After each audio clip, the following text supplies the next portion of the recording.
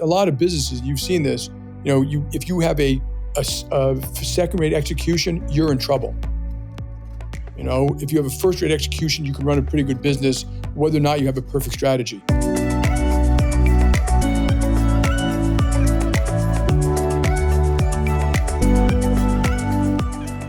Some leaders talk a big game. Others, they just deliver big results.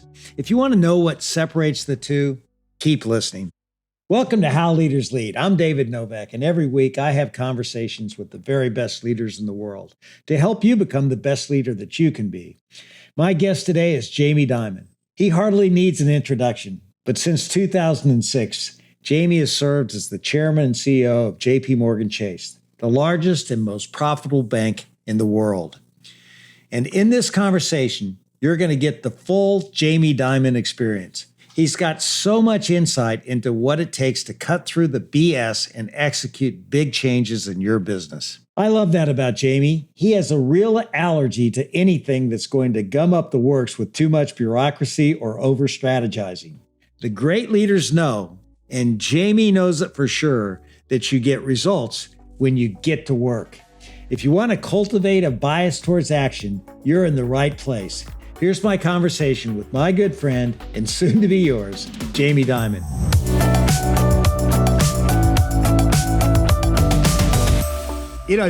Jamie, you've done a million interviews, okay? And I'd kind of like this one to be a little bit different, maybe even different than anything I've ever done on this show. But I know you're a master storyteller. Basically, we're going to try to share the stories of your life and the learnings that you had along the way. And, I know it's going to be a lot of fun for me because I've been a part of at least a good deal of your business career. I know your father was a stockbroker, and we've talked a little bit about him, but I've never really heard you talk a lot about your mother. Could you tell us a story about your mom and a leadership lesson that you picked up from her? Yeah. I'll do both a little bit. My parents died in 2016.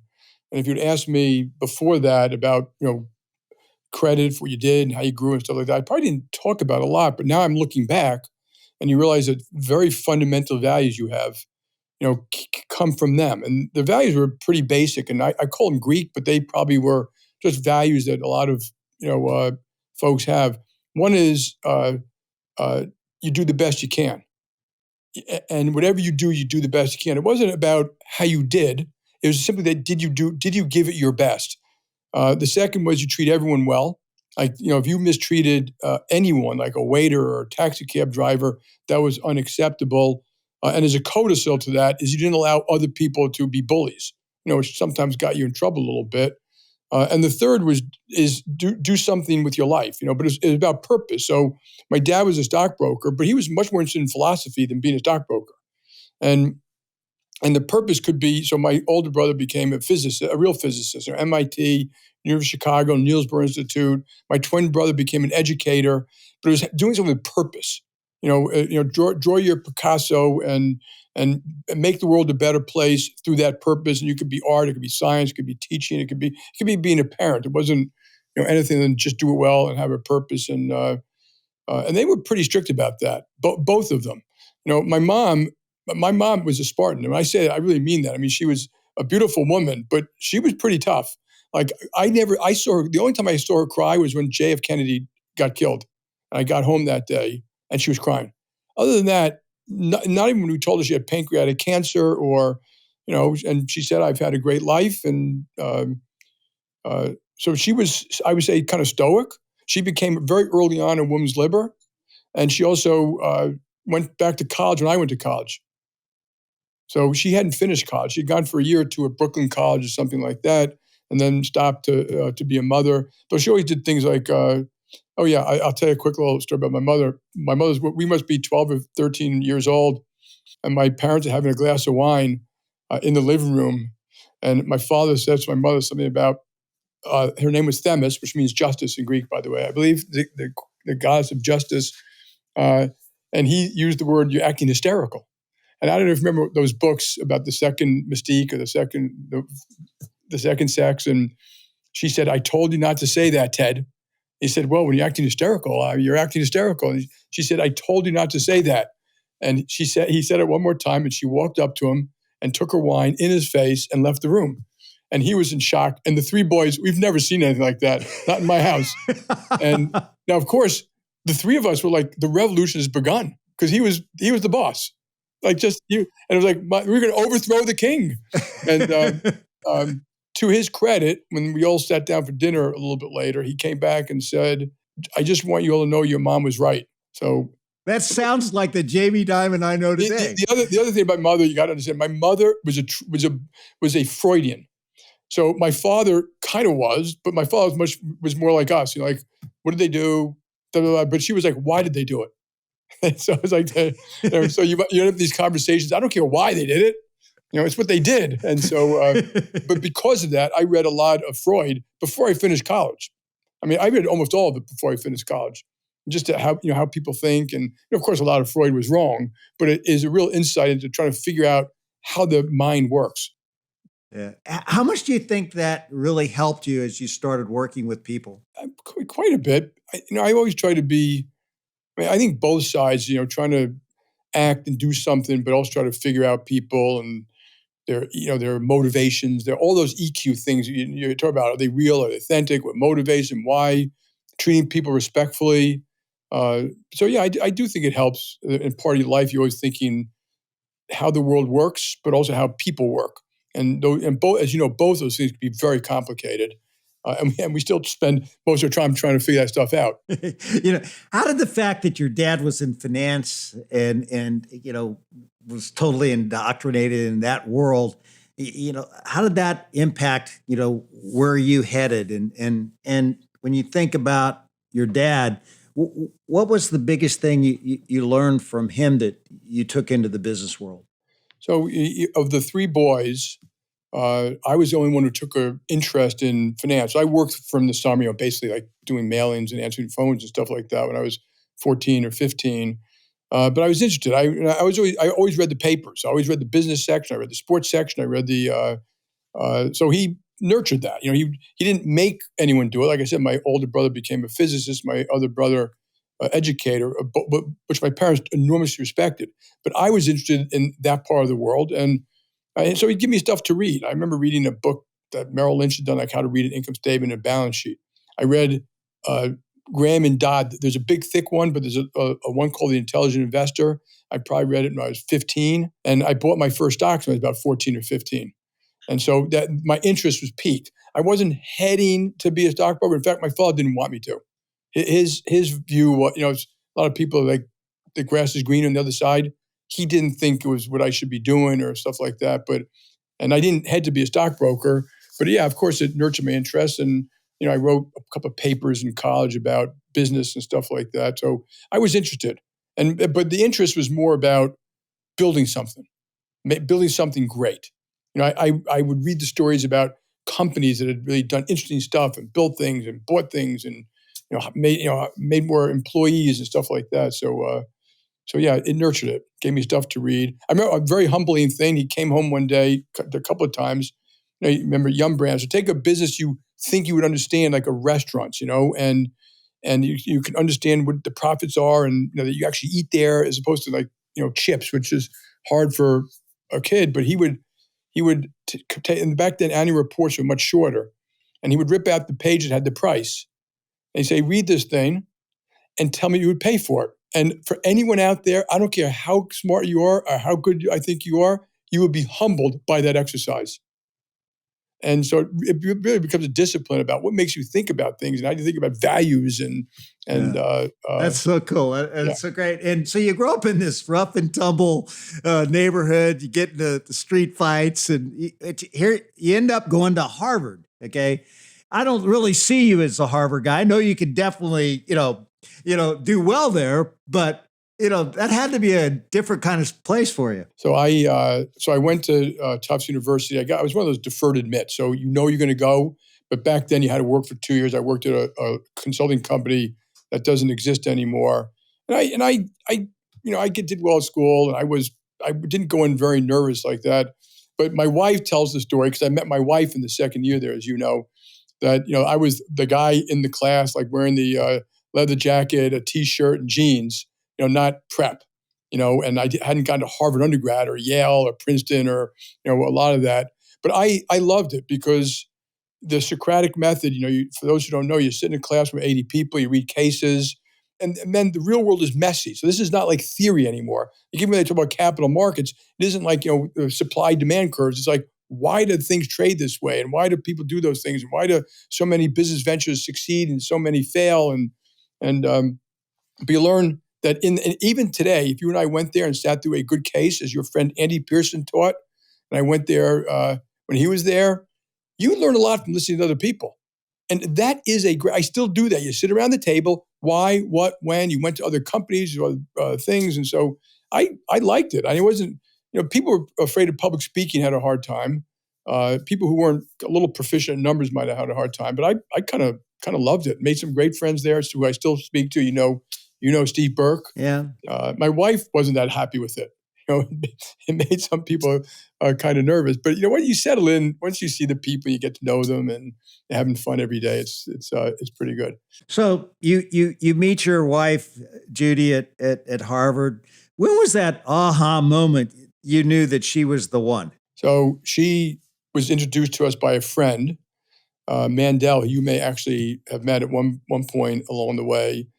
And she pointed out to me, and Judy was very pretty, very smart, and I was interested, intrigued right off the bat. She had asked to meet me, and she thought I was just, I don't know, kind of cool or something like that.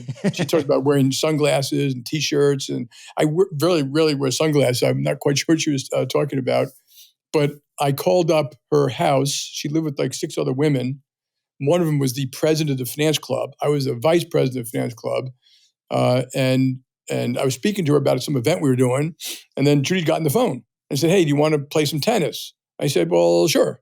We hit it off right away. She says went to have a malted or shake or whatever that day. She says I made her pay, which I don't think is true. And then she had a boyfriend, by the way, who wasn't at Harvard Business School, but we started seeing each other almost every day for dinner after that, and that was that story.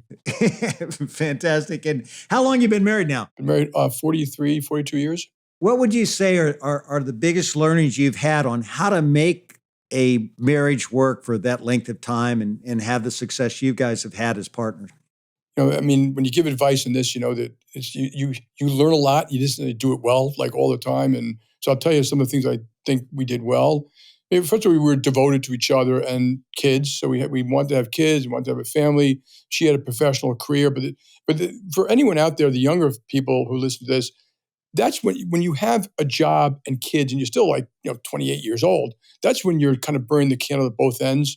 And now you have a real obligations to family, your wife, your kids and stuff like that. And I always tell people, so the lessons, and I didn't always do these right, is you need to make sure that you take care of your mind, your body, your spirit, your soul, your friends, your family. It doesn't happen automatically. And you and I have seen a lot of people professionally in any profession, and maybe not a profession, they start to neglect that stuff, and it's bad. It's bad for your health. It's bad for your family. You end up getting divorced. So it takes time and it takes attention, and that's probably the most important thing. I think we never did this, but I think it's very smart I was working so hard that we took family vacations. My wife and I very rarely took a vacation, just the two of us, which is now like a standard thing. People now there's a name for it. I forgot the name for it is. My kids do it, and I think it's just great. Which, and then we also get the grandkids a little bit. But I think people should do that. Focus, spend time. At the end of the day, it's going to be time and quality, and so. So you meet your wife at Harvard. You get that education that everybody craves for, and you loved every bit of it. Tell us the story of how you landed your first job out of Harvard. When I graduated Harvard, I was going to Wall Street. Not necessarily because I want to be an investment banker, but they pay a lot and you learn a lot. And I just figured that the first couple of jobs, just learn as much as you can. And I had offers from Goldman Sachs, Morgan Stanley, and Lehman Brothers, which are 3 of the best. But Sandy Weil ran the firm that my father was at, and I knew him a little bit. I'd worked there in one summer when I was in college. Remember the old days of data entry? I basically did data entry for budgets. And I had written a paper on the merger of Shearson and Hayden Stone. My mother sent it to him, and he sent me a letter saying, "This is a great paper. Would you come? Would you want to come talk to me?" So I went to talk to him, and he offered me a job working. He had just sold Shearson Hayden Stone to American Express, and get a job in the investment bank. And I told him no because Goldman is basically pay me a lot more, but more important than that is you get a lot more experience. And I thought, why would I give up great experience at Goldman and higher pay? And then he called me back. I'd become a Baker Scholar at Harvard Business School, which was important to him. He likes that kind of stature and status. It was the top 3 or 4% of the kids at the school. And he said, "You know what? I just sold the company here to American Express." He was very down to earth back then. I don't remember if you knew him way back then. Yeah. And American Express was more of a bureaucratic, company. And he said, "I don't know how it's going to turn out, but I would love to have you here as my assistant. You'll learn a lot. You'll see a lot. You can always go back to Wall Street." And that really intrigued me because I'd really never seen a big corporation. I thought, he was he was very different than corporate America. Fundamentally, he's more like a Jack Welch type at the time. And I did figure, if it didn't work out, I could always go back to Wall Street or something. So, and I could tell you, my interest was in building something. It wasn't necessarily being an investment banker. And he had built Shearson Hayden Stone. And then he had these big dreams about what might happen to the American Express and financial services. So I took the crapshoot and joined him for a lot less pay. A lot less pay, but I didn't really care that much about that. I really cared about the experience. Tell us a story about where you think you picked up and gleaned the biggest insight you learned from Sandy Weil. And he was iconic. He was very much like a Jack Welch. So I go to American Express. He wasn't the president. He became the president shortly after that. So Sandy, he was down to earth. He worked all the time for the company. I mean, he'd have breakfast, lunch, dinner, selling, buying, hiring, recruiting. I always thinking about mergers, always what we can buy. So like a lot of the mergers we did over the next 20 years were because relationships he had built up over a long period of time. He hated the bureaucracy at American Express. And, one of the things that we all learn in life is when you work at certain types of things you don't like, you also learn very good things what not to do. They were hugely bureaucratic. So they had the board, and everyone prepared for the board meeting. And then they had the pre-board prep and the pre-board prep. And it took every month. And you remember Bob Lipp, who's still doing great. I speak to him every now and then. Bob Lipp hated that stuff. A lot of the big banks had it. It was just bureaucratic, a lot of politics inside, and people didn't share information and who's up and who's down. And internally, it was less of a meritocracy, more of a who do you know and where did you go to school, at least early on. And he just hated all that stuff. In fact, Bob Lipp, of course, you may remember, when we got to Travelers, when he joined us at Commercial Credit, it was like you couldn't make a presentation to the board with a PowerPoint. Like he just said, we're not doing it. And you're not prepared. So I've never prepared a presentation for the board, ever. Not once. I've done it for big deals we did and stuff like that. And so Sandy was always hustling that stuff. Always wanted to know the facts and the BS and the bureaucracy. And, was a fanatic about expenses and growing. And, we bought Lehman when we were there. He's always out with the salespeople, shaking hands, doing the dinners. You have a lot of CEOs who just wouldn't do that. They're too busy to actually hang out with their own people. And so you learn all those lessons. Do you think leadership has evolved in terms of what really makes a leader today versus in those days? And do you see a difference? There is definitely a difference. And when you ask questions like that, I always think about what is the same and what changed. So let me just do what's the same, okay? Because I think you got to be very careful about it. Like it's totally different. I think in all these things, like Andy Pearson was one of the great CEOs of all time. He was Jack Welch before Jack Welch. But the mind power, the analytics, the detail, the repeat, the rinse, the go out to the store, the observe what's going on, to listen to people, to do it again, branch by branch, product by product, service by service. A lot of companies don't do that. And they literally, and then even politics inside a company stops, a full undressing of your own performance. Like, how are we actually doing? Why, if you're in Pizza Hut, not why is just Taco Bell maybe doing better, but why is McDonald's doing better, this company overseas doing better. And if you don't do that, it's very hard to become a great company. So I don't think that's changed. I think some companies rely too much on outside advisors and all that. Another thing that has not changed is, I'm going to say, great administration. Meaning, you look at, and you've seen it where some people who run companies, they're a hot mess. People don't know what their jobs are. Meetings don't start on time. They don't return their phone calls. They're too busy.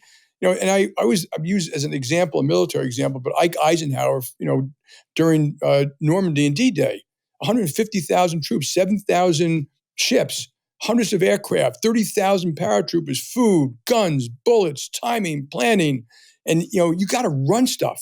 So you may not be the greatest analyst in the world, but you got to run it, and the people have to know what their jobs are and how you're doing it. And the last part's changed a bit, okay, and not for everybody, and I think it's the most important part. And you were part of this too. But when I started working, there was a lot of the the pounding the table and the politics. But I think what really makes a great leader is this part, which is heart and curiosity. You use recognition. I want to explain to your listeners a little bit about how I see recognition and what I learned from you. Heart is you actually give a damn. It makes you authentic. You're not trying to be perfect. You make lots of mistakes, but people know you are or they aren't, how you treat people, what you say, you do what you say, you follow up. And for everyone on the podcast, you've all seen the BSers out there. People, they think they're getting away with it. They generally aren't. And, people don't want to work for those people. And you can read all these leaders, whether it's military or history or business, you earn trust and respect. You earn it by every day showing that you're going to work as hard as they do. You care as much. You're trying to do the right thing. You're not trying to be right. You're the first person to say, I made a mistake. You're the first person to share credit. You're not the first person to blame the other person, hang people high, make an example of someone unless they're doing something unethical. And curiosity is the same thing, but you're always learning. So, I used to go to some branches, some stores with you every now and the restaurants, and you're always learning. I can go to any branch at JPMorgan Chase today and sit down with the tellers. I'm going to learn something about what systems we have, what Bank of America does better. Why do we do this? Why does it take so much? How come we can't do this in the branch? But there's a humility to that. There's a humility to being curious and learning. And I still see here a lot of people don't want to get on the road. They don't want to go out. They don't go to a call center. Because they don't want to hear about the mistakes they're making and what they can do better from someone who is junior and doesn't have the same pressure they have. But as the only reason you have these corporate executive floors, and I love what Home Depot does. For those who don't know in the podcast, Home Depot calls corporate headquarters. They don't call it global headquarters. They don't call it corporate headquarters. They call it store support center. That's why they're there, because it's a store. And in that store, you have people coming in and then, how you treat people, not just the customers, but how the employees are treated reflects to how the customers are going to be treated. So it's that whole combination of heart, curiosity, giving a damn, which makes you authentic, which is why people want to work for you. And you have much more of that today. In general in the workplace, which I think is a very good thing. A little more empathy, a little more thought. Maybe something that gets overdone, and then you always talk about recognition. But do you remember me telling you what I learned from you about what recognition really is? Recognition is really telling someone else what they did, acknowledging that you didn't do it. They did it. It's acknowledging, to recognize someone else, you have to acknowledge, you have to be curious. You have to understand that you're constantly trying to figure out what you can do better. And that the boss's job is to help everyone do the best they can. And recognition is this whole kind of part. I was never good at it early on in my career, but this whole part about the recognition that, thank you. Sending a note to an employee who's, a customer sent a great letter about her. So it's constant learning, constant recognition, and people like it. Early on in my career, when I particularly was on Wall Street, I always thought recognition meant that people would be pounding the table for more compensation. But even with investment bankers, it was not true. They actually want to be appreciated for the job they did. It made them feel better as human beings, and you're acknowledging that they did something for a client that was great. It made them feel important. It wasn't going to, it may feed their ego a little bit, but it wasn't. It's just treating people with respect. Remember, he wrote that book. Oh, great one, yeah. So the guy's trying to learn from everybody, and as he's learning and making mistakes, but that's how you do it. And it's that humility and recognition. I remember one year I decided to ask the senior investment bankers what they should get paid. And, I thought it might be a terrible idea because at the end of the year, you have all these terrible fights about it, stuff like that. And I said, don't put it in a memo. Just sit down with me. Tell me, did you have a good year? What do you think? What did you do well? What did you do well? Just verbal conversation. It's amazing that most of them were much more honest that way. They literally said, I did this, I think this, and I think my comp should be around A, B, and C. And it was when you didn't do that they came in with high demands.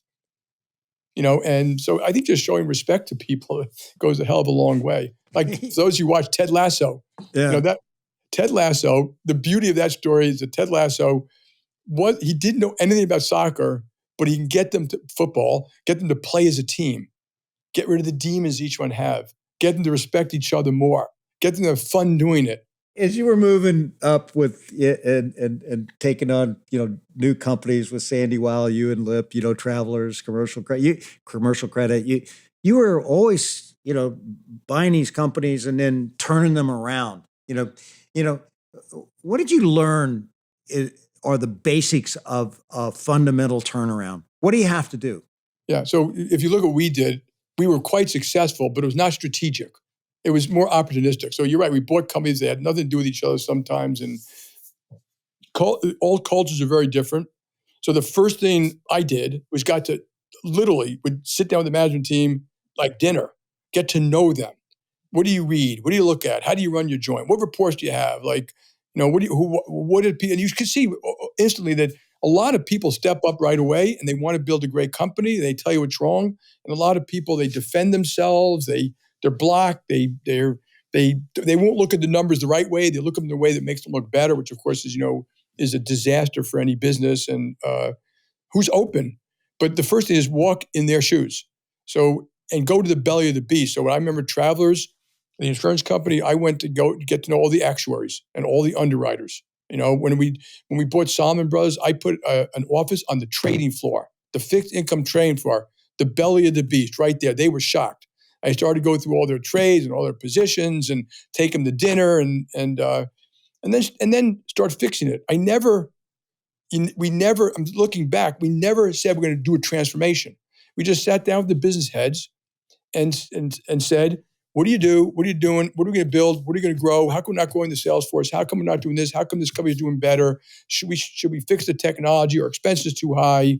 Bureaucracy slowing us down. And then just start working it, man. Just over and over and over. And of course, strategy is important, but execution often is more important. These already existing companies that usually were doing something poorly, and we got to buy them rather cheaply, and we basically fixed them. It doesn't mean we did the best in strategy. We tried to do that, but and you learn that cultures are different. You learn you should never go into another place and just impose the way you do stuff on them. Because they exist for different reasons, and there are different regulations and laws and requirements, and you're hiring different types of people. And but one thing that I learned, a lot of companies have bureaucracy. Bureaucracy is always growing. There's always politicians. They're always making it worse. And they're always waiting to see, are you going to be one of those, or the politician is going to own you? So a lot of those companies, the corporate staff tried to own the bosses on the floor. Oh, we'll take care of that. Don't worry, you pretty little head. There's no reason you go to the sales conference. I remember I got to Bank One. When I found out they were having some major sales conferences, they didn't even tell me about it. I was livid. I had to go, and so you learn the cultures are quite different, and then you start working it. And then also when you build things like, if you decide that their systems are terrible in some area, you don't go in and say, your systems are terrible. How can you put it as stupid? I'm going to redo this for you and get McKinsey or someone to come in and rewrite it. You form a team inside to do it. You bring in some outside people. So by the time it's built for the stores, the restaurants, they built it.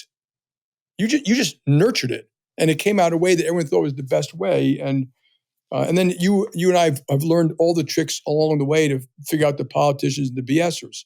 It's the meeting after the meeting. It's coming in and presenting numbers in a different way than the company presents the numbers. It's, backing out allocated expense when that includes rent, or basic stuff. It's the people who you can see in the room, no one will disagree with them. It's the people who, when they go on the road, and you start asking the loan officers or salespeople or branch managers, hey, what can we do better? And they're kind of twisted in their chair. They don't like the fact the branch manager is saying, well, Why can't I set my own hours? Why can't I do this? And why can't I do that? And they get upset. And so you're seeing this all the time, these not good managers. Some are bad, some are political, some are just rigid. And so you learn along the way how to do all those things, how to get the numbers right, report it right, share it with all the management team. A lot of lessons I got from doing that. I mean, I used to go, literally sign checks to some of these companies. I look at every vendor thing for a month or two to see how they're spending money, and then you'd be shocked. They're buying stuff; they have no idea what they're buying. Agreeing, they're signing okay with me, but they don't even know what it is. And meanwhile, the person responsible for it is not getting the bill. I go on and on and on about the things you learn by going through these. Hey everyone, it's Kula. We'll get back to the interview in just a second. Before we do, though, I have a question for you. Have you downloaded the How Leaders Lead app on your iPhone? If you haven't, take 20 seconds right now, go to the App Store, search for How Leaders Lead, and download the How Leaders Lead app. In the app, every day, you'll get a 2-minute video that'll give you a leadership insight from one of our amazing guests from our podcast to inspire you and to really get your mind in the right place before you start your workday. So go to the App Store, search How Leaders Lead, download the How Leaders Lead app, and start your day every day with 2 minutes of leadership wisdom. It'll take 20 seconds. Go to the App Store, download the app, and you'll be able to watch every day, just like me, the leadership insight from How Leaders Lead. I've watched you in action, and you clearly have high performance standards, but you have a ton of heart. I mean, and you're right. That's why people basically do want to work with you and stay with you. And you said, as you were building, all these companies with Sandy Weil, you said he didn't really mentor you. You learned a lot by watching him and then applying what you saw to how you would go about leading. But you put a lot of heart into those businesses. And then Sandy ends up, terminating you. You get fired by the guy, and that had to be traumatic, especially when you've given so much of your heart to those companies. What sticks with you the most about that experience that you've tried to take forward in the way how you lead? So our relationship deteriorated from 1994 to 1998. When we did Citi, he set up a thing which I vehemently disagreed with, which was, they gave me the title president, which I didn't ask for, and he had told John Reed, Jamie's pushing me back, which I never did. I don't believe in fake titles. I was going to run the Global Investment Bank, and then they changed it to be tri-heads of the Global Investment Bank. So this is a global, complex business. I was like, tri-heads? Are you kidding me? So they had tri-heads and co-heads of almost every division reporting to co-heads, Sandy and John. So just think of the complexity of that. And I told them, this is going to destroy the company. I said, you guys, John Reed wasn't used to being talked to like this by someone. So he liked me, but he thought I was a little too aggressive. I said, this will destroy the company. And the second we announced this, people will be digging trenches, stockpiling ammunition to see who's going to win these battles. Sandy, John, Jamie, this one, this. I said, and by the time you jokers figured out, we're going to lose a lot of good people. And I actually was the first casualty. Sandy called me up. I had 100 kids at my house recruiting, for Solomon Smith Barney. And these, we had a management meeting at 4. He said, can you come at 12? I said, no, I'm having a big buffet breakfast for these people. He said, it's important. So I go up there, I go to a room like this. Sandy and John are there, and they say they can make a bunch of changes. And they listed change A, change B, and change C as we want you to resign. To which I said, okay. So I knew the game. They already talked to the board. They already lined it up.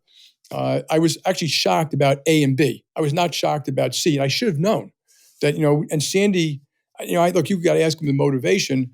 That John Reed wanted to leave. I was the natural successor. That's one of the reasons John wanted me at the company. Sandy had convinced John that if, it's more important these two guys get along. And I think a lot of people think, a lot of the board members told me, because I knew them all, a lot of them is that, that if you stayed, Sandy would have had to go, and he didn't want to go. And obviously, I think the board made a mistake, and this is where boards should do the right thing and not the thing that makes the boss happy. Lessons learned, our relationship had gone south a lot before that. I called him up after a year. He didn't call me. I called him up after a year and said, saying it's time we got together. They treated me terribly on the way out. Literally, they threw me on the street. Like, they gave me an office and then called me up right before Christmas. you got to leave the office. They said, well, why? They said, well, we're not going to give presidents of the company offices anymore. I said, yeah, but you already have 5 presidents and vice chairman of the offices. They said, well, this moment going forward, not you. I said, really? And they said, yeah, and you have to leave by December 30th. Anyway, I saw Cindy a year later, and I walked in, and he wanted to do it the Four Seasons. He was nervous. I was not. I said to him, Cindy, I'm going to talk just a minute about the past. I don't think you did the right thing for Citibank, but I want you to know that I made a lot of mistakes. And whether it was 60-40 or 40-60 doesn't really matter. And I listed some of my mistakes. And some of my mistakes were lessons, forever. Like I acted, some of the things I did, I acted out of anger. I was so angry about some of the stupid things, it just flew out of me sometimes. And as you know, that almost always backfires. It doesn't matter whether you're right or wrong. And so you learn that and you've seen this too, where some people, it's just enough isn't enough. And it's not about being proud of the beautiful thing you built. It's being about, what does it mean for you? How does it look for you? And ultimately it destroyed the company. After you got terminated, I remember you picked up boxing. What did that do for you? So what happened was they asked me, would you want to do press that night? And I said, yeah, but I want to do that from home. Would you want to see the press? I said, yes. I met the senior team. I wish them all the best. That night, maybe 50 or 100 people came to my home, and they said, don't tell Sandy. And it was like going to your own wake. They were toasting me, and my net worth, not my self-worth, that was involved. So I never felt bad. And some people outside treated me like a leper, like stay away from this guy. And other people, like literally, I'd be running through the park. Yay, Dimon, you showed him. I was like, well, good. Got myself fired. That's what I did. But I immediately, they kicked me out right away. So all of a sudden, you're working 80 hours a week to zero. So I was like, what the hell am I going to do? So I made a list of stuff. So I bought I literally went to the bookstore and bought like 30 or 40 books. And instead of reading the paper in the morning for an hour and 15 minutes, it was 2.5. And then I made a list of those things I wanted to do. Visit my brother in Denmark. I drove cross country by myself. I had a friend doing boxing at a hole-in-the-wall gym downtown. And so I did all those things, And the only thing that was on the list I think I did not do is climb Kilimanjaro. I took my family on a long trip to Europe, luxury leisure type of trip. Took them on RV trips and I was thinking about what I wanted to do. I wasn't, as you know, I was on your board. It was fun for me. Yeah. Well, I remember, that at that time, you agreed to go on the board, and I remember Andy Pearson, who we've talked about a little bit. He was talking about putting this board together, and he says, you got to get this young whippersnapper, Jamie Dimon, to come on the board. You're going to be around for a long time. You and him will be a great team. And boy, was he right. And what'd you learn just serving on the board? Because I saw such a different business than the finance world. Yeah. Well, so first of all, I think it's great to see how someone else runs it. I love talking to CEOs. How do you run your joint? Because a lot of CEOs run it differently, and they're all good. Some are terrible, but like, how do you run it? What do you do? Where do you spend your day? How much fun do you have? And it's the same with the board. Like boards are like juries, man. They could be. I've dealt with tons of boards, and they could be bureaucratic. They could be politicized. But Andy, as you know, put together like one of the best boards of all time. Ken Langone was on the board, Bob Ulrich from Target, who was a great company. John Weinberg would run Goldman Sachs, and Bob Holland, and he ran it. I mean, Andy was, I still would say, the best to watch of anyone I've ever seen about how he just ran the meeting. All your guys would come present and how they're doing here, and he always had a very good way of saying, "That's not exactly the way it works." I forgot how exactly he did it. But it wasn't wasted time, got right to the point, was never rude. Tough, but never rude. Always evaluating the people, how they thought about a problem, how they thought about an issue, how they attacked the problem. You guys had tons of problems when we were there. And, each one, how you attacked it. You had the GMS problem, then the distributor went bankrupt, and, all these things. But you learn in life, how do people deal with problems? The board was completely open. It was a lot of fun. We went to taste your foods, and you always took us to branches, to restaurants, and you just learn how people think, and even if you don't join another board, I'm not in any other board now, I tell people it's a really good thing to see how other people do things, because I go to anything I go to where other CEOs are there, or, the business roundtable or business council or stuff that you've done, I'm taking notes when I hear someone did X. I said, that's a neat idea. Yeah. Why don't we do? Matter of fact, at my board, I still do since we last met. So you did it every board meeting, and I've been doing it every board meeting since Bank One. I still do it today, and it was your idea, like how you. And for those on the podcast, it was telling the board honestly everything important since you last met, good, bad, ugly. It could be the product, the food, the tasting, the profits, the China business, an honest assessment from the CEO. Like I said, the good, the bad, the ugly. And it's a great tool. I still type it out, and I still keep it. And in fact, I was speaking today about having some of the people who run the businesses do it themselves since we last met, as opposed to a presentation. Yeah. So I still learn things from tons of other people, how to do things better. And so you were on the beach, as they say in finance terms, when you didn't have the job. You come to the Yum board. You're working on that. What process did you use, and what did you learn from it as you worked your way into the CEO job at Bank One? I was very deliberate. Okay, so I was fired in December, but I had to negotiate out. It took me until March or April. So I decided I'm going to take the summer off, take the kids around the world, and start kind of really thinking about it in September. But I did take a lot of phone calls. I took everyone respectfully. Some were, you could call it almost insulting what they were offering me. I made sure the headhunters knew I wanted to work, the major folks out there. When I came back in September, I was always polite and responsive to everyone. I had an office. I started seeing people all the time, and I had ideas. I'm going to start my own merchant bank. I wrote up documents. I spoke to people. I started about working with people, getting partners, kind of wild in the idea. Didn't love it. I could have just been my own investor, started talking to people. I went to see Cameron Gone about what is it like. I didn't love it. I thought about just teaching or writing, fundamentally. And, I realized I was ready. I wasn't done with the big game yet. And I had a lot of offers. Some were CEO, some was, I was offered to run the global investment bank of one of the big European investment banks. And I went there to see the people in London and had dinner with a bunch of them. And after doing it, I said, there's no way I'd work for these guys. I mean, Hank Greenberg called me up at AIG, and I said, going from Sandy Weill to Hank Greenberg, you'd have to have your head examined. And Jeff Bezos, who I hit it off with in 1999, is looking for president. And he and I hit it off. I still talk to him. He's an outstanding guy. It was just a bridge too far for me. I didn't necessarily fully understand the business. I had to move the family to Seattle. I love the idea of never putting a suit on again, getting a houseboat somewhere. And there are tons of others that people actually spoke to me about, but it came down at the time to Home Depot and Bank One. And Home Depot, I love those people. I thought Bernie Marcus, Arthur Blank, I went down there, I was running with Blank and Ken Langone. I did knees bees. But when I first met them, I said, just so you guys know, because I want you to know this, until you called me, I'd never been in a Home Depot. I said, so it's not my natural habitat, merchant. And they were very much like, we don't care about that. You'll learn. We want the guy with the heart and the soul and the way they think. And I went to stores with them and stuff like that. And I actually shopped houses in Atlanta. I mean, we were taking it seriously, looked at schools for the kids. And then Bank One was there. And Bank One, as you know, was a troubled Midwestern bank and probably would have surprised people I went to it. But it was my natural habitat. When I look at a trading book or a loan book, I mean, I wasn't used to all the business they had.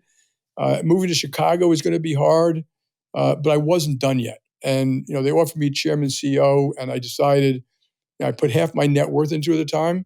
I tied my shoes to it. I was going to go with the ship or not. And very much like we did with Sandy Weill back at Commercial Credit Primerica, build it, make it what you can, build something great. Don't cry over spilled milk. I still deal with a lot of CEOs who they complain about their own companies endlessly. And I always put your pants on. I mean, just grow up. The world was never perfect. No one ever said they're going to hand you, everything on a silver platter. Business is tough. People disappoint you, and so I decided to go for that. They made me chairman CEO. I put half my money in, moved the family. I called you up, got you on the board. So I needed some fresh blood on the board. That was a lot of fun watching what you did there. It was great, and then you turned around Bank One.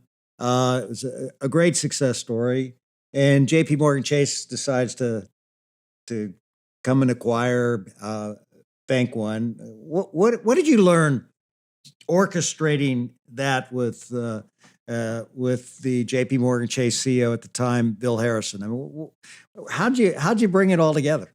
Yeah, so Bill Harrison had been not my direct banker, but I knew him from way back. And as you know, Bill's a real quality guy, and so we did that deal at the end of in the summer of 2004. But he and I had started talking in 02 or 03.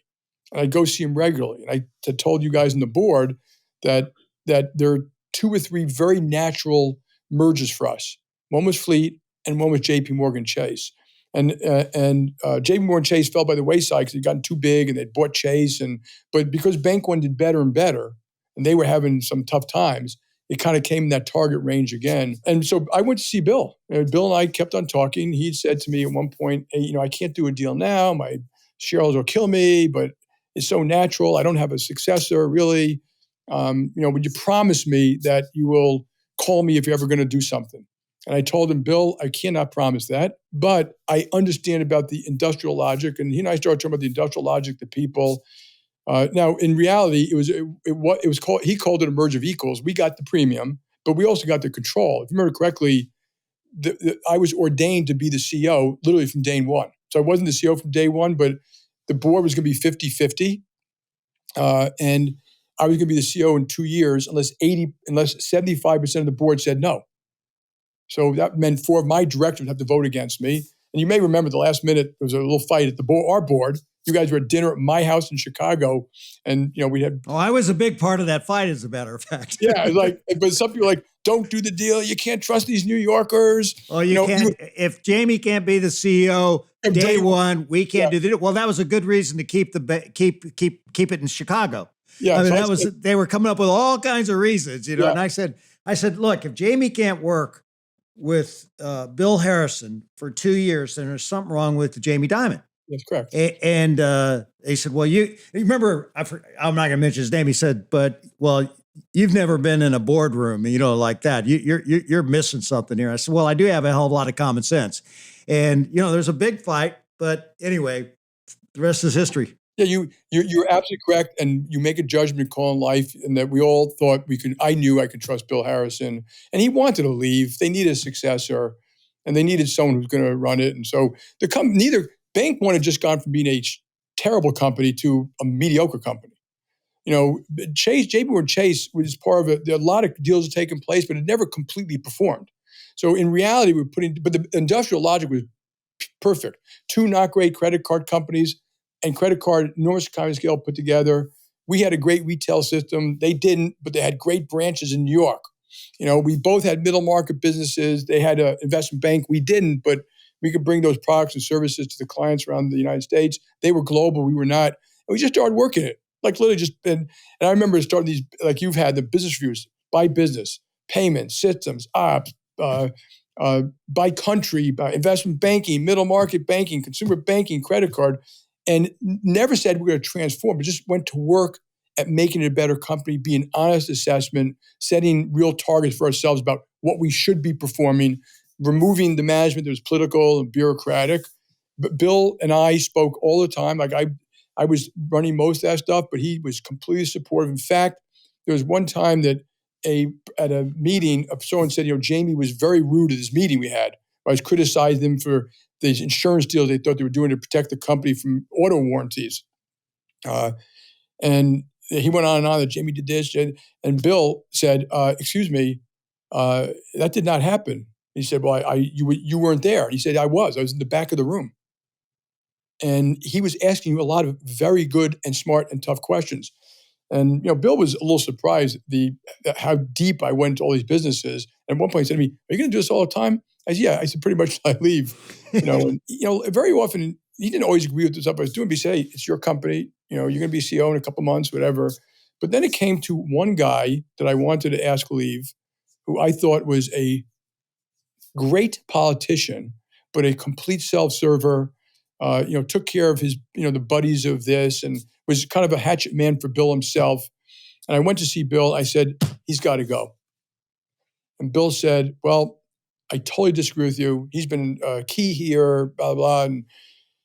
And I went home that night and I came back in the next day and I said, Bill, we've done everything together here. I'm really uncomfortable. You completely disagree. I would feel much more comfortable if you go ask some of our other senior management people about what I said. Is he trusted? Is this? Is that? And Bill, to his credit, went out and spoke to 4 or 5 people and came back and said, you were right. And I should have known. And so we were kind of lockstep every step of the way. He did, and even since he left, which is now almost 20 years ago, he's been anything he could do to help. Yeah. And even guys like the guy who ran Dennis Weatherstone, I don't know if you knew him, who had been a former CEO of JPMorgan itself, called me up an attaboy every quarter. There's some very sweet guys there. John B. McCoy. Yeah. The older guy who started Bank One and literally went from one branch to whatever, 1,000. He would come see me every now and then just to say, you're doing a great job, kid. That's great. One of the things that, being on the board and watching you in action, you establish gold standards, not within the financial industry, but also other categories that might be better at processing, or you pick whatever measure that you were going after, and you really drove those gold standards home. And you talk about working it. If somebody asked you about strategy in those days, you'd say, I don't really care about that strategy. Our strategy is always changing. The strategy changes based on what we see. But you've never been one, or maybe you've changed. You were never one back then to be talking about your 5-year plan or your 10-year, you didn't spend a lot of time on that. You spent a lot of time working the business up against gold standards. How do you think about strategy? Yeah. So the first thing I always do, the first thing, and you've seen this before in some of these big companies, they're always talking about, I call it strategery. So instead of like, are you doing a good job running your business? And remember Bob Lipp used to say about strategy, it works, just do more. Like and they had outside consultants. I got rid of all that kind of stuff. And so my first goal is just run the place well, consolidate the systems, branch by branch. Then you develop plans. They were strategies. These things work, do more of these branches, close these things down, take all the products and services of JPMorgan, like into the middle market. Like the middle market does 35% of our US domestic investment banking now. And that was a strategy. You have the engine and just get more products across this, this very costly enterprise. I got rid of lots of the company that didn't fit. And so I sold this, closed it down, but every part of the company fits, and they feed each other. Private bank and middle market use the consumer branches. The investment bank is hugely benefited by the private bank and by middle market banking. Payment systems are hugely benefited by being in the consumer business and the wholesale business. And so there are these large strategies, but I didn't let people spend that much time BSing about it. Like we set the strategy, and now we have a plan. So even like we started building the Chase Wealth. And you have to do this. We have a lot of skunk works going on. We always have that. So like one, which probably started when you were there, was we had these branches in the wealthiest parts of the world, but we didn't do very much money management, like wealth management. And I had wanted to do a test in White Plains, one of the wealthiest zip codes in the country. And we did the test and it didn't work. And then people hear, you got to cancel that, you're wasting money. I was like, well, let's try again. Did the test, didn't work. And sometimes you have to just keep modifying it, like just keep turning the dials a little bit. Okay, that business now manages $1 trillion. Okay, and so once we got the strategy right, this was by testing. So sometimes you should kill these hobbies, and sometimes you should. But there's like 10 of those. Like how we built. We're in all 50 states now. Building branches. When we bought WAMU, which is all consumer, we put on top of that private banking, middle market, and small business. So the cost of the branch system was all of a sudden feeding lots of other businesses. So there are these big strategies, but I think the problem with strategy, when people overdo it, is they spend a lot of time making excuses for why they're not running a good business.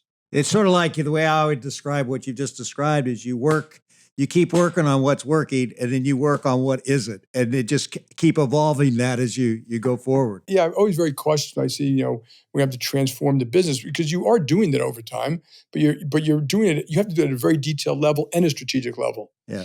And in a lot of businesses, you've seen this. If you have a second-rate execution, you're in trouble. If you have a first-rate execution, you can run a pretty good business whether or not you have a perfect strategy. We'll be back with the rest of my conversation with Jamie Dimon in just a moment. You know, talking about his college days, Jamie mentioned Steve Burke, who was the chairman and CEO of NBC Universal. In Steve's episode of How Leaders Lead, he talks about the same ideals of humility and curiosity that Jamie does, including this concept I love about seeing your team as a symphony. What we have tried to do is make sure that our executives don't have big egos and that our executives don't run around saying it's all about me or I'm indispensable or, I did this and did that. And we have a philosophy that we call symphony, which is, I don't like the word synergy. I think synergy has become almost an MBA, catchphrase. We call our effort of working together symphony. And one of the advantages our company has for someone with a good idea is if you bring a movie to us and we think it's a great movie, we will make sure that it gets supported on USA, Sci-Fi, E! Entertainment, in the Olympics. And when we identify the priorities and we go to our executives, it's non-negotiable. Everybody's going to get behind these big events. And what we found is we have 22% of all television viewing in America. When we get behind promoting a new theme park ride or the Olympics or a new movie, it works. And one of the interesting side benefits of the Symphony program, it was a message, a cultural message to everybody in the company that no individual business is more important than the company as a whole. And teams do better than individual performers. And I think one of the ways that you get really creative people to work with you and for you and bring you great ideas is if they feel like what you're going to be doing is going to be about their idea, not about you. So I'm very much on the watch for people inside our company who get too carried away with themselves and forget the reason why we're here, which is bringing great ideas to America and people. Go back and listen to my entire conversation with Steve, episode 18, here on How Leaders Lead. Jamie, you're famous for a lot of things, but you're, I think, most famous for how you navigated our country and JPMorgan Chase through the Great Recession of 2008. What was your big takeaway from all that took to really get that done? Well, first you got to go before the crisis started, and it goes back to my upbringing and with my dad is I had seen markets go up and down. I remember him coming home and people's incomes went down. I remember in 1974 and then 1982, New York City was desperate. So this great Wall Street, it was desperate. Restaurants were closing, stores were closing, apartments were being sold for back maintenance. Literally, people forget that, 1982.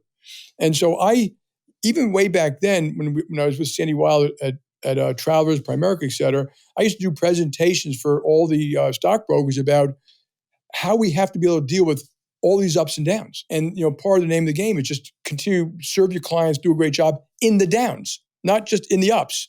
And don't over-celebrate the rising tide, but be prepared for the tide going out. When I got to JPMorgan, I was very toughy about capital, liquidity, profitability, because I knew that if the shit hit the fan early on, we would have had a real problem.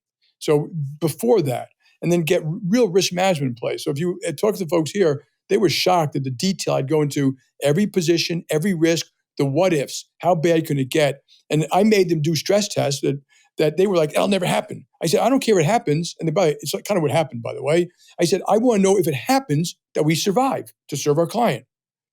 Because you can't tell me it's not going to happen. So risk management is much more being prepared for a whole range of outcomes and what ifs. Then the shit hit the fan. But we were ready by then. We had more liquidity, more capital, more profitability. And you may remember the risk committee, the board. At one point, I left you guys at the board. I said, I can't even, I have to go to the risk committee. And we were going through, literally client by client and country by country and loan by loan and helping people. We went and watched that. You actually had us come watch. You watch the sausage get made. But people say, what did you do different? Nothing other than we already had teams. We already had an army. We already had things to go. So the risk committee used to meet once a week for a couple of hours. And all of a sudden it was meeting, and it was kind of more formalized, reviewing certain things.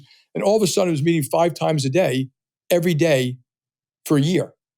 Okay. And I mean, every day. And I mean, going to 10 p.m. and 5 a.m. because we had Asia.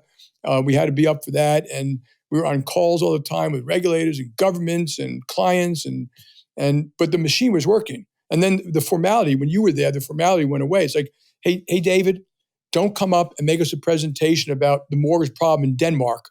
Bring up whoever you need to describe and tell us what they want to do.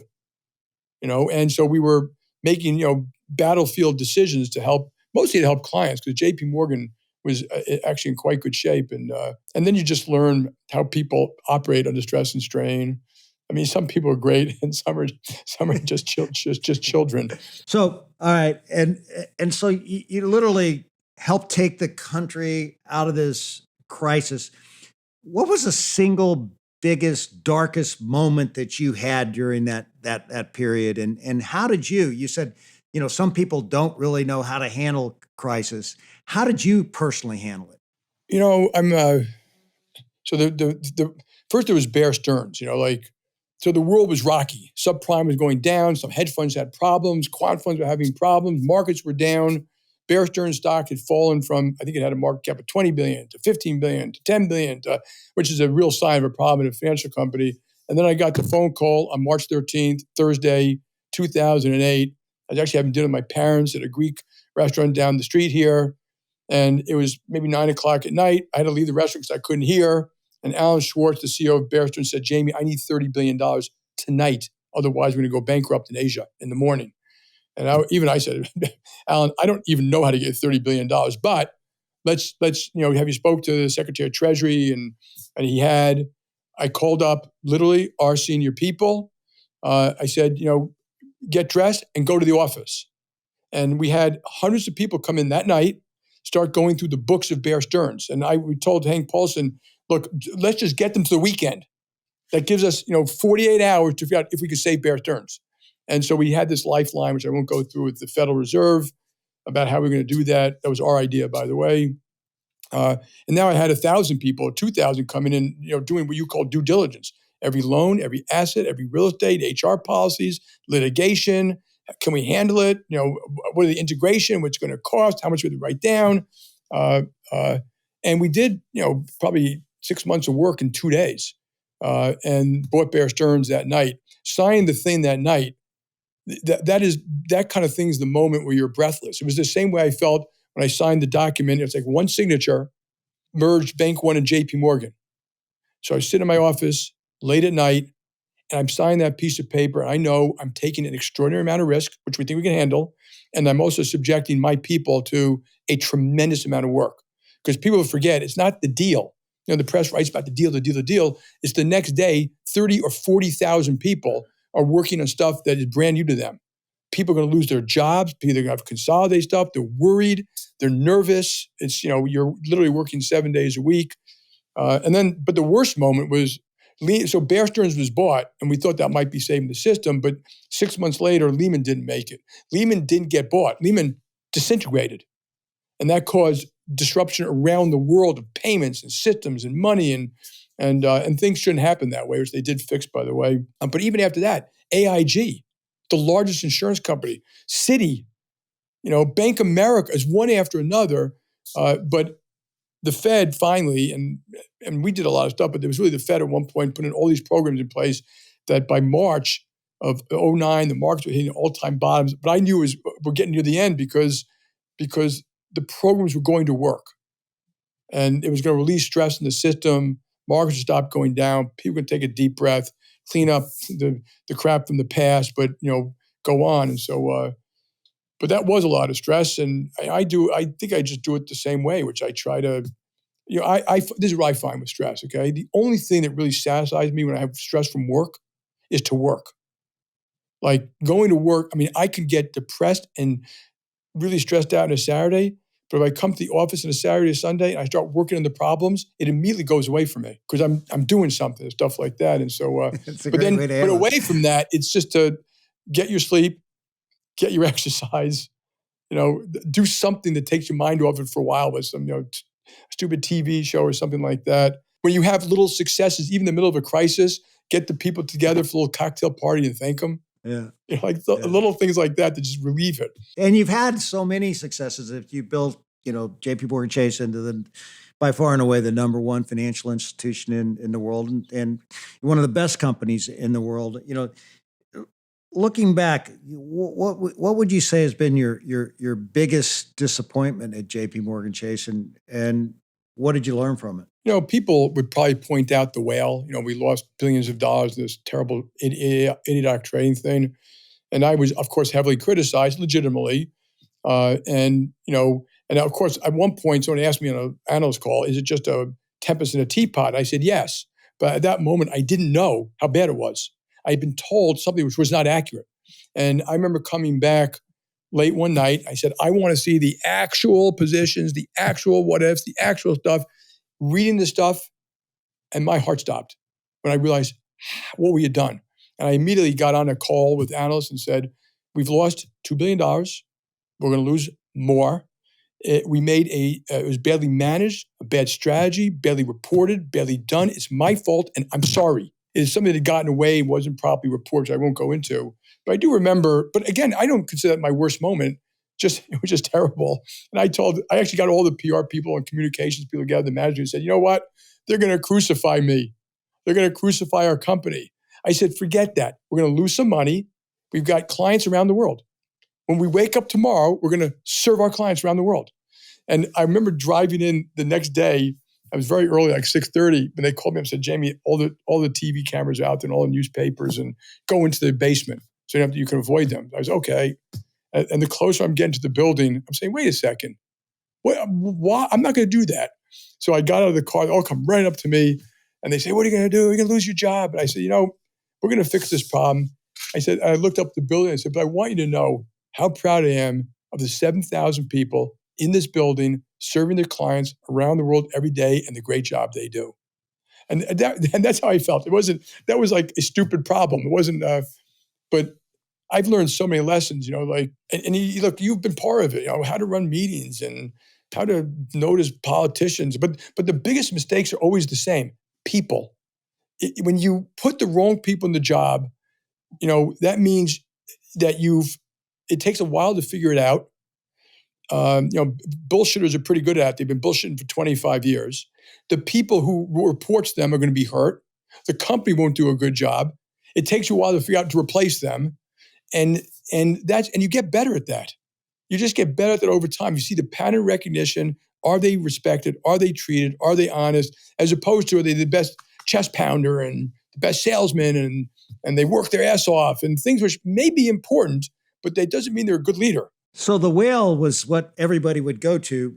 When you look at it, what was your biggest disappointment in it? The whale was an event. You knew you could get over it. Did you have one bigger than that, or was this? Yeah, there was. I would say there's some people ones. I don't want to mention their names because I think it's very important you not shit all over people that I missed. There was one at Bank One who you might remember, and I missed it. And I remember my management team coming in, and it was late at night. They said, 4 guys, which I think this is fine, but most people don't allow this.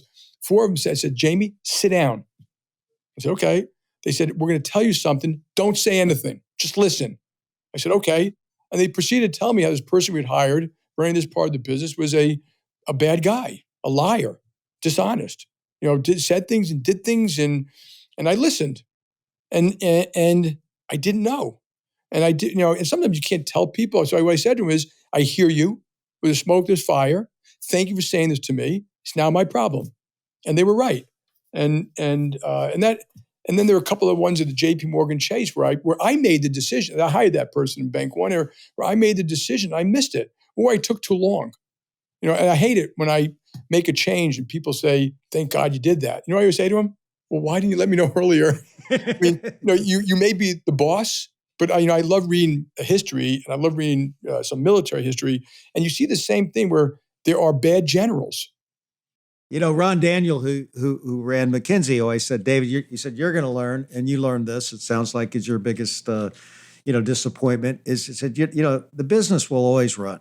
Okay? Your results will vary, but the thing that'll disappoint you the most are the people that you put your trust in. So I think that's basically what you're saying here. I know many people have asked you to run for president. I even told you once, I remember we having dinner at some Greek restaurant. I said, I will quit whatever I'm doing right now. I'll be your campaign manager. I'll do whatever you want, but we need you to run for president.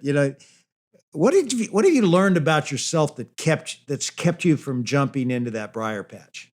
I'm not sure I learned a lot about myself, but I do think there are skills that people have that in business world that may translate to the political world. But I think it's a mistake to automatically think that's true. So I think working hard, being authentic, having leadership skills is true, but there are also these political skills, and you've seen a lot of business people run that fail immediately, and I may be better than them, but I still doesn't have all those political skills. That's one. The second is I literally think you should kind of have a warm up before you go for president. And a warm up, could be Congress or Senate or governor. You've seen people learn those skills before you go for the big enchilada. I know the world from this position I have, so I think that's important. But I would have had to have started earlier. And I also have this unbelievable, unlike some other people, I have this unbelievable job. I think my country's very right next to my family is my country. And this company, I'm just so proud of what it does for 80,000 Americans, 6,000 American companies around the world. Our markets, cities, schools, states, hospitals, the community outreach program we have. I'm damn proud of it. So I think I add a lot here. I'd be giving it up for kind of a wild goose chase. I tell people, had I run and won, when I was walking into that White House, I'd be waving goodbye to my family for 4 years. They'd be saying, "See you, Dad." I'm not sure. I'm not sure my wife would have gone with me there. And so and it is subjecting your family to some very tough stuff. And some people are prepared for that. I was unprepared for it at the time, and so I would never rule it out. I mean, I don't like making promises. People are like, "Do you promise?" I'm not making any promise to anyone. If I change my mind, I change my mind. But I think it's hard. I'm 68 years old. As you know, I've had a health problem or two. So when you put it together, it just didn't seem like the right thing for me to do. And you've traveled the world, and JPMorgan Chase has such global impact, as you mentioned. And as you've met global leaders, and you've met the top leaders in the world, who, if you had to pick out one person, who's impressed you the most and why? There are several. I mean, several are terrible, and I'm not going to give you their names. And these may surprise you a little bit. Macron. Very smart, very tough, says the same things publicly as privately. Very complicated politics. You could say he made some right decisions, wrong decisions. Has the right vision for France, getting entrepreneurs, business growing, stuff like that. The guy, Greece was a basket case. The guy who runs Greece, Mitsotakis, has done an unbelievable job. And he would tell you, basically I figured out what policies we needed, and then I did the politics, whereas most politicians do it their way around. It's all about politics, and they try to fit the policies into what they promised, which, policies badly done don't work. And so, and then a lot of them from history. I mean, I've been reading a lot about Ike Eisenhower, just the competence of the man.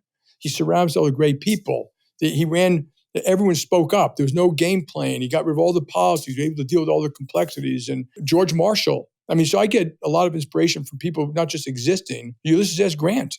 I mean, they write him up as a drunkard. He was extraordinary. But as president, at one point, the Ku Klux Klan comes back in, I think it was Mississippi. And you see this guy, the principled ethics, he said, the black people, they weren't called blacks at the time, are citizens of this country, and they're going to be treated with all the same rights as everybody else. And he sent, I think it was Sherman or Sheridan down with troops to remove the governor. There was no prevaricating. There's no game plan. There's no if it's bad. I mean, it was terrible politics if you wanted to win the southern states. And so there are a lot of people, Abe Lincoln, Nelson Mandela, that you just learn from watching what they do and how they handled difficult situations, difficult people. As you think about, the situation that the world faces today, it's very complicated. I mean, it's a very scary world we live in today. Describe the world you see 5 to 10 years from now. I mean, you think we're going to be in this for a long, long time, or the China relationship? I mean, how do you see the world? And there was a time when the global economy was everything, and China needed us, and we needed China. Everything seems to be on very shifting sand. How do you look at it, and how should we think about it? It is really complex, and I think the way I look at it is it's Russia-Ukraine war. It's the aiding and abetting of Iran and North Korea of what's happening in Ukraine.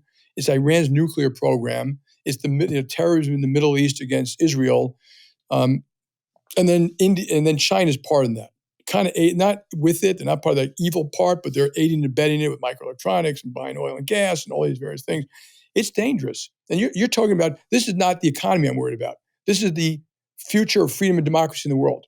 And the only way to deal with something like this, if you read history, is deal with it. Don't just pray it goes away. It may not go away. When this war started, I told people that's almost on 3 years. And you're talking about Iran being very close to have a nuclear weapon. China is trying to divide the Western world by quite openly. They're saying it, well, we don't want the American system to prevail, and we don't want the reserve currency, and we want every country not to be part of the American economic system. And I think the public should understand that the military alliance we have and the economic alliances are very deeply related. And our national power is based upon our moral power, our economic power, in addition to our military power. And the moral power is still real. We have the greatest country on the planet, the freedom of speech and freedom of religion and freedom of enterprise. Those freedoms, if you took down our barriers, the immigration, 4 billion people move here because they want those freedoms. And then they'd invent companies. And I think Americans underestimate the power of that. Yes, we've had flaws of a country and we should focus on some of that, but we shouldn't denigrate this is a shining light, a shining city on the hill. And so to conquer these things, you need to make sure America stays strong. So America, when I talk about China, we have all the food, water, and energy we need. We have peace in North America and South America. We've got the Atlantic and the Pacific. In China, our GDP per person is $80,000. Theirs is 15. They import 10 million barrels of oil a day. They've got terrible demographics, and their neighborhood is a very complicated area. They're surrounded by people who've been enemies in the past, and they're pissing them all off. Not because anything America's done, by the way, but the Philippines, Japan, Taiwan, Indonesia, Vietnam, Korea, India, Pakistan, Afghanistan, and Russia. It's a tough part of the world, and they're kind of hemmed in. And so we have the better hand. The question to me I worry about is we need to play that hand. If only American leadership can keep the world free and safe for democracy. Only American leadership. And we've got to keep together the military and the economic alliance, because the economic battlefield, and these are directly related, is about national security. Like, where do we get our penicillin from, and where do we get our graphite from, and where do we get our rare earths from, and stuff like that. But it's also about unfair economic competition, because that becomes beggar thy neighbor. And you have Europe in a very tough spot now because they have very high energy costs. We have very low energy costs, so it makes it very hard for the industry.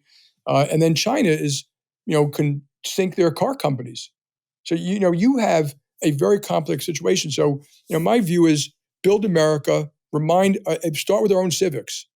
We owe our country, why it's so important, what freedom and democracy are about, build our economy, and at the economic power is the root of all those things. It allows you to do all other things, and then have a very sophisticated role about how we're going to maintain American leadership, but for America. We're not doing it, out of just the goodness of our hearts. And I also think it needs to be more realpolitik.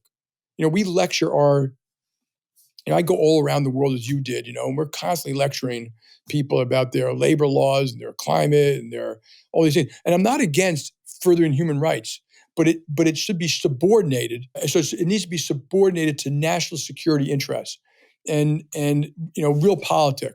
There's that great quote when Stalin was telling FDR and Churchill at Yalta, I think, or Potsdam, I think it was Yalta, that he wanted to do something. And FDR said, "Mr. President, the Pope wouldn't agree with that." And Stalin leaned forward and said, "Exactly how many divisions does the Pope have?" And that's the game we're in. And we do these dumbest things in the name of good that actually make us weaker and make our allies weaker. And so we have to be very thoughtful. And I'll be reaching out to the new administration on that. We reached out to the old administration. We've hired national security experts to help our clients. And then, a little bit of a mea culpa. We all made a mistake, and it should be acknowledged. This is something we have to whip ourselves about. All of us should have been a little more thoughtful about China going back about 10 years. And, at one point they entered WTO in 2000. But they were starting to abuse it by 2012, and we should have been more thoughtful then. They were really thinking it through, and we were just kind of happy-go-lucky. All of us, and so was the government. So But now's the time to say, okay, no, they can't be mercantilists. They can't, beggar thy neighbor economically. They can't do certain things they're doing. We have the better hands. I'm not telling Americans, worry about it. I'm saying let's just make sure we build a really strong company. Let's make sure we have unparalleled military strength that is unquestioned. Because the best way to avoid a war is to be strong. I can borrow other things. So I just think we got to fight for that America and remind ourselves and educate our kids and educate people why it's important. Educate people what the interlinks between those things.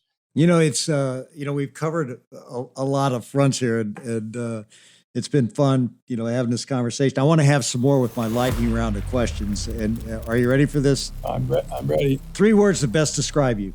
Tenacious, relentless. Tenacious and relentless. I love to learn all the time. If you could be one person for a day besides yourself, who would it be? Abe Lincoln. What's your biggest pet peeve? Bureaucracy. Who would play you in a movie? Well, my wife would want Harrison Ford or George Clooney, but they are obviously better looking than I am.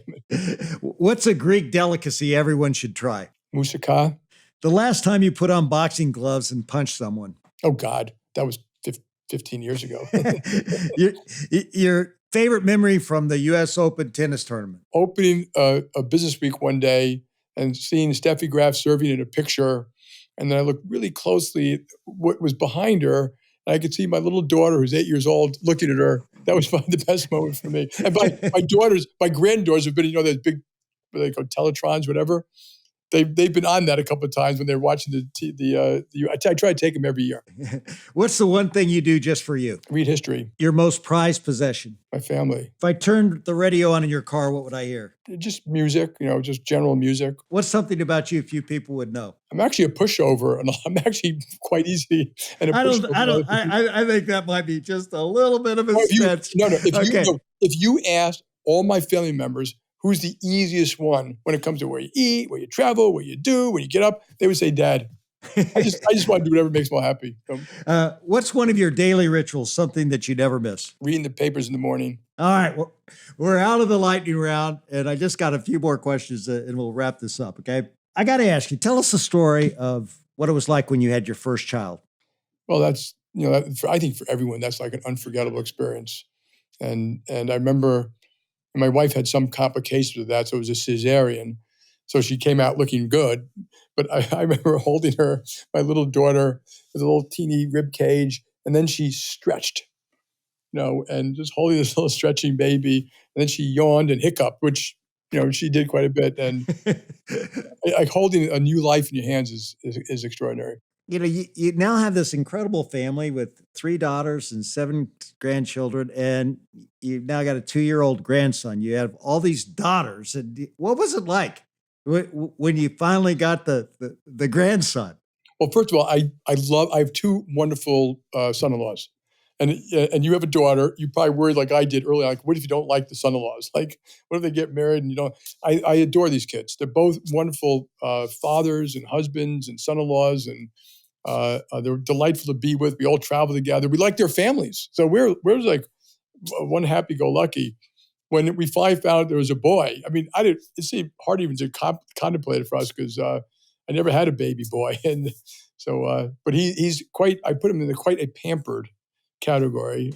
All 6 of the other kids, will pick him up and carry him around and play with them. And I don't think he has any idea what he's going to have to learn to grow up with. I mean, I can imagine all those girls, whenever he brings home a girlfriend eventually, they're going to all want to vet the girlfriend. I bet so. You and I both had our health issues, and you've struggled with cancer, and how is that? How much did that really change you, or did it? It did, and I think it changed me over time. I don't think you realize immediately what it does, but as you know, when someone says you have cancer, your life changes. And I tell a lot of people, everyone knows they're going to die, but that when they say it, all of a sudden it's like in your face, and you have to contemplate dying all the time until even now, you're a survivor, but all the time until they say you're in remission. And of course, radiation and chemo can be absolutely devastating. And I remember I wouldn't go tell my parents. I told my wife, you have to tell them, because I didn't want to tell my parents I may die before them. And So the thing that changed is it does make you live a little more deliberately about how you run your life and what you do and how you spend your time. It wasn't like I was going to change. I love working. I love my country. It didn't change that, but it did change how you deal with certain people and certain issues. And I think because of that, when I had the second health issue, I was being wheeled into the surgery, and I knew it was maybe not even 50-50 I would survive, that I didn't have any regrets because the ones I might have had, I actually fixed the first time around.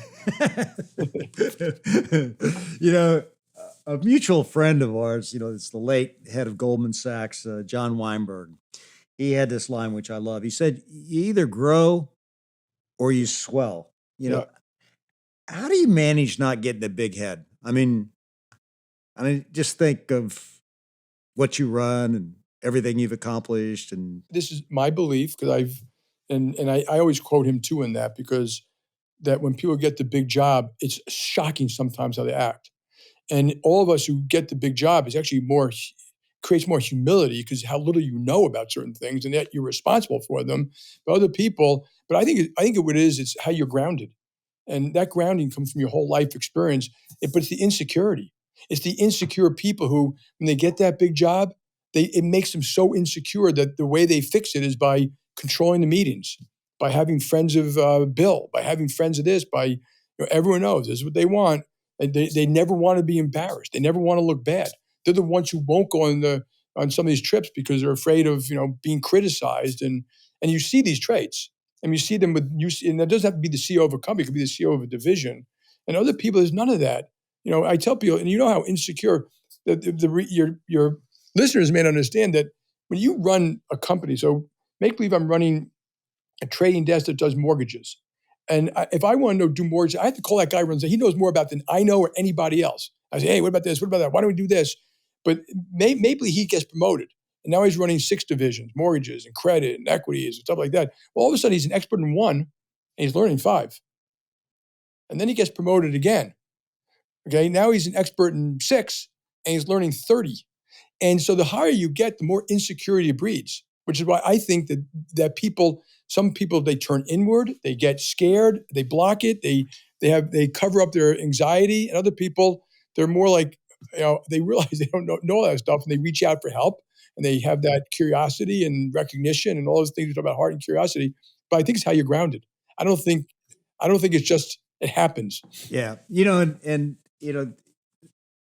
One of the things about you, Jamie, is you've been in position for a long time at JPMorgan Chase. And, many would call you like the John Wooden of financial expertise, coaching, whatever. I mean, you are the John Wooden. I mean, and, it was very difficult when John Wooden retired to ever replace John Wooden. I mean, how do you think about replacing yourself?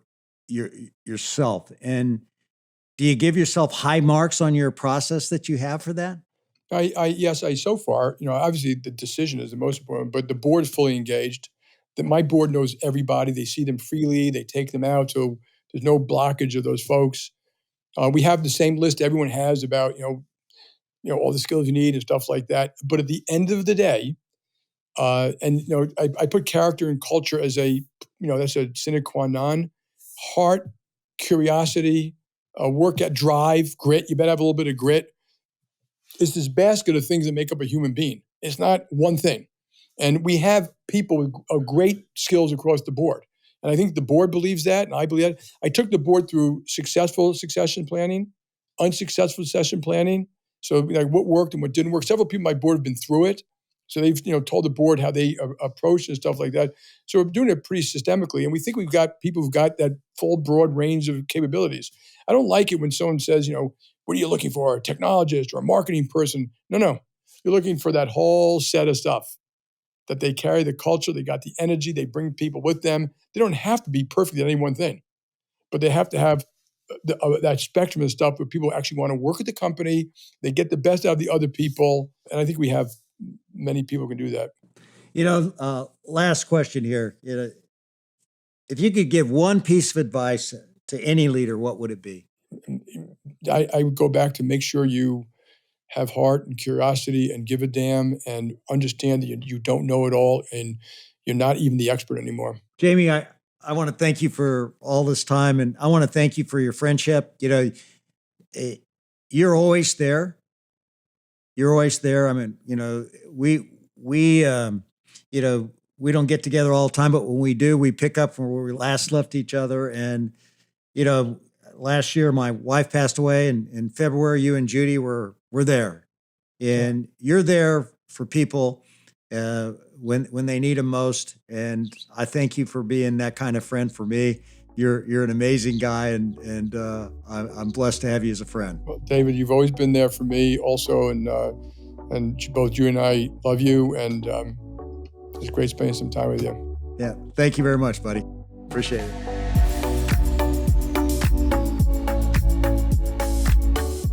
There's just nobody like Jamie Dimon. He's my friend, and I know I'm biased, but I believe he's one of the best business leaders of our time. And I can tell you, he is the absolute real deal. He doesn't just talk a big game about giving a damn and having heart and grit. I've seen it close up and personal by myself, and he is not afraid to roll up his sleeves and dive into the work, no matter how hard that work may be. And I know you picked up on this. But Jamie has no patience for the BS and bureaucracy that might get in the way of the work. That's a powerful mindset, and one we need to all learn from. So I got a question for you. What's getting in the way of the work that's really going to move your organization forward? Is it too much bureaucracy, internal politics, endless strategery? This week, be on the lookout for it and push back against it. Because if you want to get results, you've got to get past those distractions and do the real work of running your business. So do you want to know how leaders lead? What we learned today is that great leaders get to work. Coming up next on How Leaders Lead is Harris Barton. He's the founder and managing director of H. Barton Asset Management and a 3-time Super Bowl champion with the 49ers, playing alongside greats like Joe Montana and Jerry Rice and Steve Young. You don't have all the answers. I promise you don't have all the answers, but there's somebody out there that has a bunch of the answers, and you should start listening. So be sure to come back again next week to hear our entire conversation. Thanks again for tuning in to another episode of How Leaders Lead, where every Thursday you get to listen in while I interview some of the very best leaders in the world. I make it a point to give you something simple on each episode that you can apply to your business so that you will become the best leader you can be.